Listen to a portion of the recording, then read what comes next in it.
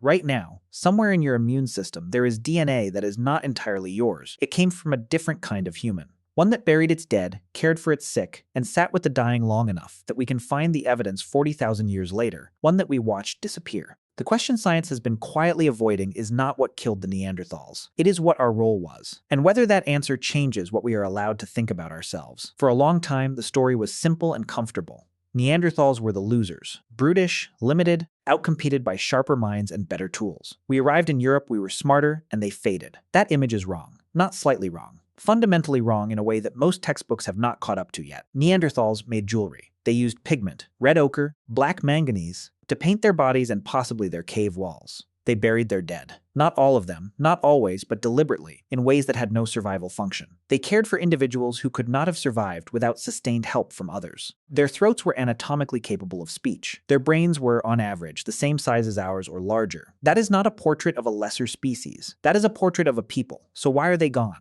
The honest answer is, we are not certain. And that uncertainty is the most important thing in this story. What genetics has given us in the last 15 years reshapes the whole question.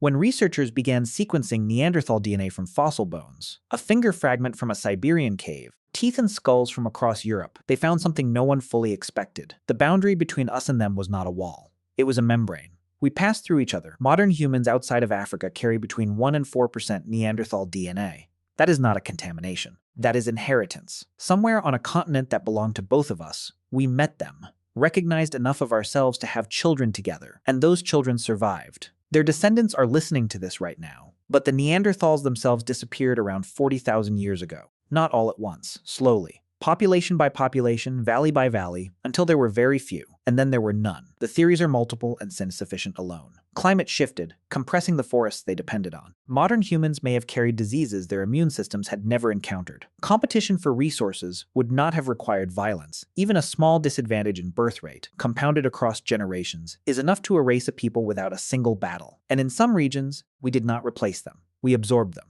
Here is where it gets complicated. The Neanderthal DNA that survived in us is not random. It clusters in specific places. Immune function, tolerance for cold, skin and hair biology adapted to low-light environments. We kept the parts that helped us live where they had already learned to live.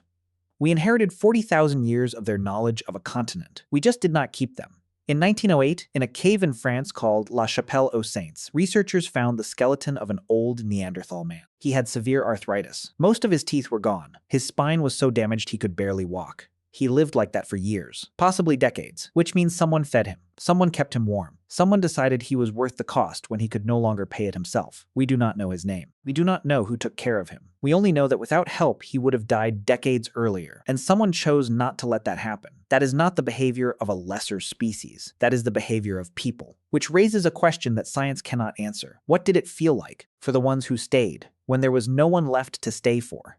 What the Neanderthals force us to confront is the violence of the category we placed them in. We needed them to be lesser. Not because the evidence demanded it, but because the alternative is harder to hold. The alternative is that there was another kind of mind on this earth, one that grieved and decorated and cared for its old, and it is gone.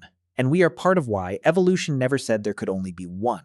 For most of the time there have been humans at all. There were multiple kinds of human alive at once. The idea that the story must end with a single winner is not biology. It is a story we told ourselves so many times we forgot it was ours to begin with. We are not the pinnacle of something. We are what happened to be standing when the others fell. The Neanderthal DNA in your body helps regulate how your immune system responds to certain viruses. Some of it protects you. Some of it increases your risk for specific diseases. It is not neutral cargo. It is a living negotiation between two populations that collided and partially merged 40,000 years ago, which means they did not entirely disappear. They dissolved into the people who were, by some measures, responsible for their end. There is a word for what it means to carry the genetics of someone your ancestors may have helped destroy. We have not invented it yet.